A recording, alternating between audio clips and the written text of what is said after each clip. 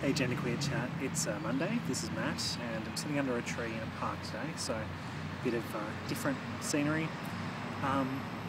Yeah, hope everyone had a great weekend, and just to let you all know, if you have any questions or topics that you'd like us at GendwequeerChat to tackle, feel free to let us know. So we're currently looking for topic suggestions, so anything you can think of related to gender, or if you wanted to even ask some more light-hearted questions about us or what we're into, feel free to put those forward as well. You can do that by leaving us a comment on any one of the videos, or our GendwequeerChat email is listed over to the side, whichever side it is, I don't know. You can email us, or if you use Facebook, we have a Facebook account that you can leave us messages on, or Twitter, and yeah, that's about it, I think. So yeah, if you have any topic suggestions at all, feel free to let us know, and we like to hear from you, and we like to address the issues that you want to hear about, or want to hear us discuss, and so that's all awesome. So yeah, do it. So this week's topic is what are your favourite ways of upsetting gender roles, gender bending, or gender fucking? So I'm not sure exactly what I have to say about this particular one, and it's probably something that as a genderqueer person, and especially as coming out as genderqueer and sort of learning to find where my identity fits in, it's something that I've thought about quite a bit, like as a, probably more from the perspective in the sense that because I don't present necessarily in a particularly genderqueer fashion, how do I, or what is it about me that represents my gender identity, my genderqueerness to the world? How do I get that across, and what are people picking up on and perceiving? So I guess in regards to gender roles, that one's probably a bit easier for me to talk about, and I don't think I've upset gender roles necessarily intentionally, but it's certainly something that I have done through the majority of my life just by being me, I guess. So I've done a lot of different roles and had a lot of different experiences that most people would not usually attribute with male at birth designated people. So although that's in a very stereotypical sense, of course, but for instance, I was a stay-at-home parent for my daughter for many years, and sort of the primary caregiver for a while, and that was something that was just natural to me. It just, it wasn't really a question. It was just something that I wanted to do that felt right for me. It wasn't an issue, but I found, especially at the time when I did it, there wasn't a lot of that represented in my particular community, so it was a bit of an oddity or an anomaly, and I often got looked at quite strangely, as if, and kind of in kind of a tokenish kind of way. And people would say stuff and make comments, and they were generally supportive, but it was clear to me that my role was sort of that parent figure for a young child wasn't as legitimate or as recognised as if I had been a mother walking around with my child, taking them places, whatever. So certainly just by doing that role and being very unapologetic about it, because it was something that just felt right for me, I didn't feel like I needed to explain myself. So I think just by sort of doing that role and being out in the community and doing that, just, I guess, it did kind of go against sort of normal gender stereotypes and gender roles. I also found that a few of my friends around the time who had children of around the same age or just after followed suit as well. So I think I actually had a positive influence within my sort of smaller sphere of community, and at least one other person that I can think of, male-bodied person, took on a very similar role with their children, and yeah, so that was interesting. Other sort of situations, like in my different working environments and different education sort of things, and just my social groupings as well. Like I've always found that I've done things where there is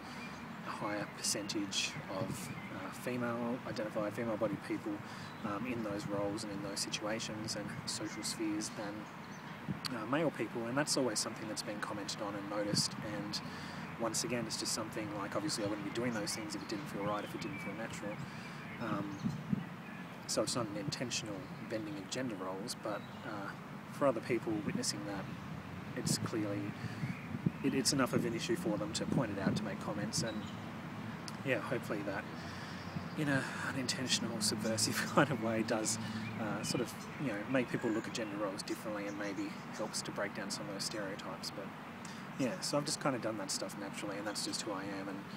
at the time that I was doing these things, I wasn't identifying as genderqueer. I didn't, I hadn't really unpacked my gender. I just knew that these were the things that I wanted to do, and that's the way how I wanted to be and how the way I wanted to behave in society. And yeah, but in retrospect, I realised that they were quite,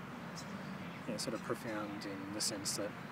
I was walking a path, doing things that was different to what people would normally expect of me, and so in that way I was, yeah, actually upsetting gender roles.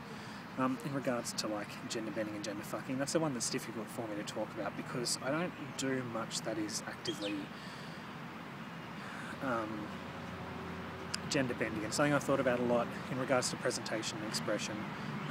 ways to, I guess, make my identity seem more visible in the community, and it's something that I've struggled with and haven't really found my niche. Of course, now I realise that I'm just me, and if I'm doing what I want to be doing and acting how I want to act, presenting how I want to present, dress how I want to dress and all that sort of stuff, then that is my genderqueer, and that's who I am, and I don't need to conform to any kind of you know, genderqueer stereotype or image or anything like that as well. So that's something that I have worked out as time's gone on. But yeah, I guess I'm not interested in a lot of stereotypically male things, and once again very unapologetic about that. Like, if people, you know, something like, I know it's stereotypical and stupid, so it's like not even really worth mentioning, but things like sports and stuff, if people mention sports, like, you know, I don't understand sports, I'm not into sports, and I'll kind of make a little bit of a scene about that. Like, I'm not shy about saying that I'm not into that sort of stuff, and in that way I guess that is a little bit gender bendy, because I do on occasion and am vocal about pointing out that, you know, I'm not into things that, you know, typical stereotypical views of men or male-bodied people are into, and just by vocalising that and saying it, I think that makes people think and makes them take a step back and maybe makes them, you know, take a look at you differently. It's probably not something that I have to do because I don't think people inherently expect those things of me, but yeah, I find that more and more I am quite vocal and sort of stand up for myself in a way, and I'm more likely to throw out little comments or things that can be either humorous or sort of confrontational, just to point out that, yeah, I don't identify as a man,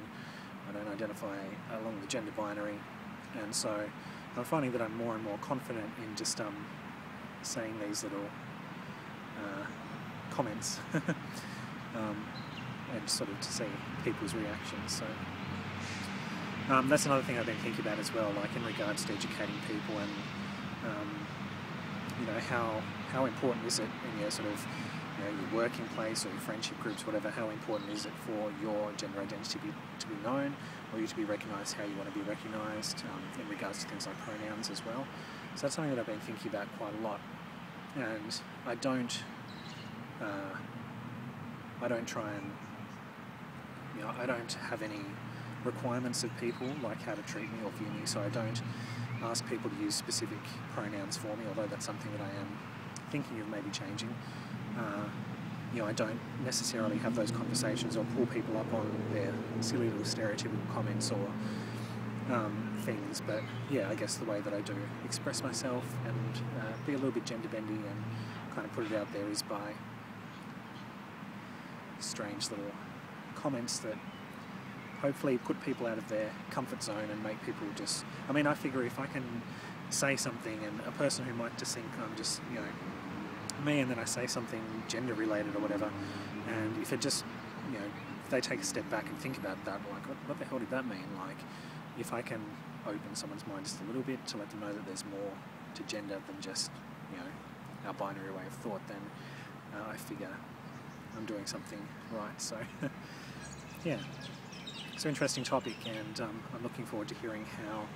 other people genderfuck and genderbend and upset gender roles. So sorry I didn't have too much else interesting to say, but yeah. So yeah, questions, comments, suggestions, send them to us, and